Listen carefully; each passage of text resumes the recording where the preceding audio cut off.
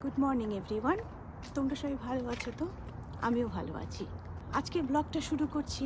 রোজ দিনকার যেরকম রান্না বান্না হয় সেগুলোই করব। কীভাবে হ্যালোউইনে সব প্রত্যেকটা ঘরের সামনে, রাস্তার সামনে কীভাবে সাজায় সেটাও কিছুটা তোমাদের সাথে শেয়ার করব।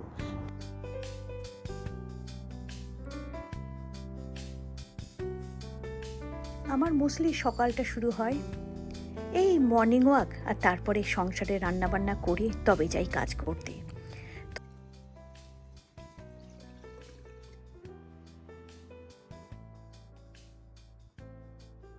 সিম্পল মসুরের ডাল করেছিলাম আর আলু পেঁয়াজ কলি। এই আলু পেঁয়াজ কলিটা যখনই করি তখন না সত্যি দেশের কথা মনে পড়ে, মায়ের হাতের আলু পেঁয়াজ কলি। এখানে পেঁয়াজ কলি এরকমভাবেই মোস্টলি প্যাকেটে পাওয়া যায় আর ফ্রেশও থাকে।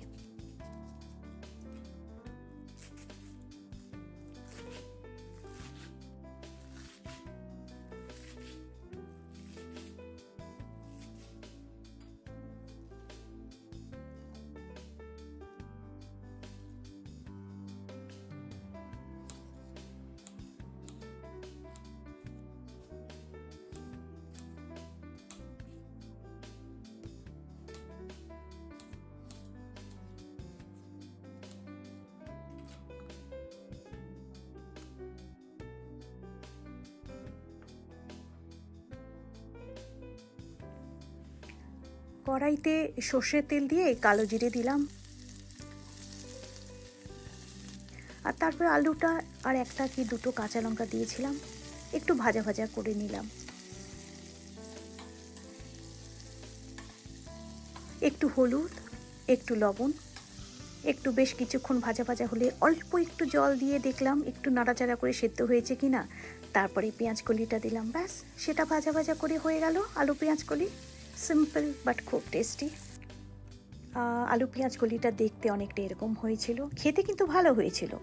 আর এখন আমি মিলেট করছি। মিলেটটা আমি আমার জন্য করছি, এটা ওই ভাতের মতনই বা চালের সাবস্টিটিউট। এটা আগে ভালো করে ধুয়ে হাফ অ্যান আওয়ার ভিজিয়ে রেখেছিলাম। আরেকদিকে ডাল বসিয়ে দিলাম, ডালের মধ্যে একটু সর্ষের তেল দিয়েছিলাম। ডালটা যদি ফুটে ওঠে ওপর দিয়ে না ফেনাটা বের করে নিই, যাতে ইউরিক অ্যাসিডে কোনো প্রবলেম না হয়। আর ওইদিকে মিলেটটা আমার সেদ্ধ হচ্ছে, মিলেটেরও ওপর থেকে ফেনাটা উঠিয়ে নিই। এই যে মিলেটটা হওয়ার পরে দেখতে অনেকটা এরকম। এটা কিন্তু মোটামুটি ভাতের মতনই হয়, বাট এটাতে কি হয় তোমার সুগার স্পাইক করে না।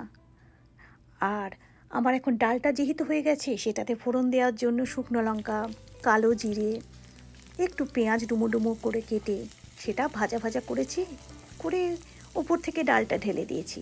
আর কিচ্ছু না, একদম সিম্পল বাট খুব টেস্টি হয়েছিল খেতে।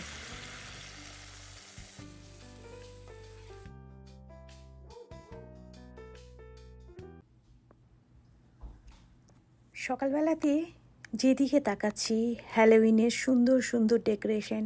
এই যেমন দেখো এই গাছটার উপরে সমস্ত উইচদের যে মাথার মধ্যে হ্যাট থাকে সেরকম, জ্যাক ও ল্যান্টার্নের সুন্দর সুন্দর কার্ভ করা ডিজাইন, কোনো কোনো বিল্ডিংয়ের দেয়ালের মধ্যে উইচের এক একটা স্টিকার।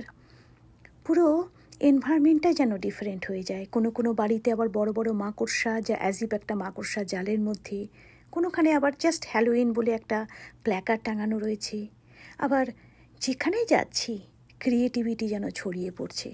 এইগুলো দেখলে সে ছোটোবেলায় আমরা যখন দিওয়ালিতে ঘর সাজাতাম বা জন্মাষ্টমীতে ঘর সাজাতাম সেরকম টাইপের মনে হয়।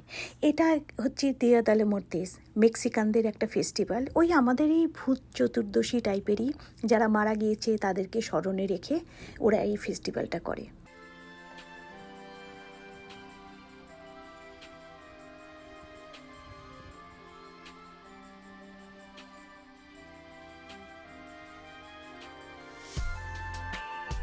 তো যত দেখি ভালো লাগে, কোনো না কোনো জায়গাতে গিয়ে যেন চাইল্ডহুডটা যেন চোখের সামনে ভেসে ওঠে। আর আজকালকার দিনে সাজানোর তো জিনিসের অভাব নেই, কত রকম সব জিনিস। এই যে মাকড়সার জাল, তার মধ্যে সব প্লাস্টিকের ছোট ছোট মাকড়সা, অ্যাজ ইফ যেন সত্যিকারের মাকড়সা। যেদিকে তাকাও সুন্দর সুন্দর করে সব, প্রত্যেকটা উইন্ডো হোক, বাড়ির সামনে গাছ হোক, বা যে কোনো জায়গাতে যে কোনো ফেস্টিভ্যালে সেই সব থিম নিয়ে এত সুন্দর করে সাজিয়ে ফেলে। কিছুক্ষণের জন্য একটা যেন অন্য জগতে চলে যাওয়া যায়।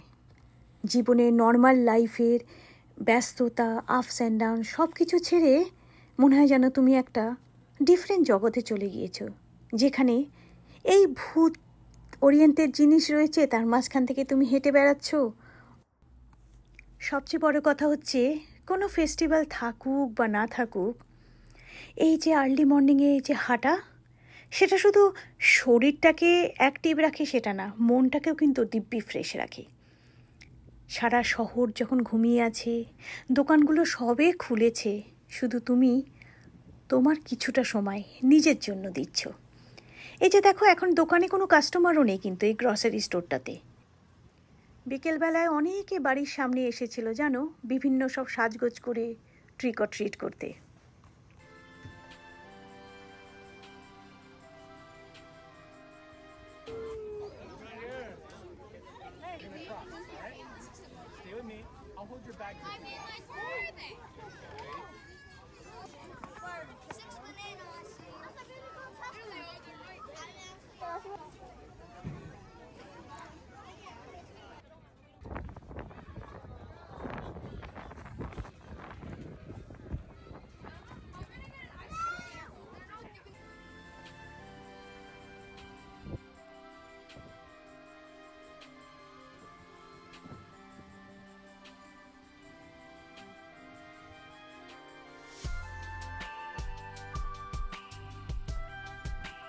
এবার হ্যালোউইন আর দেওয়ালি একই দিনে পড়েছিল, কাজে উইচ দেখব নাকি না দেওয়ালি ফেস্টিভ্যাল দেখব সত্যি বুঝতে পারছিলাম না।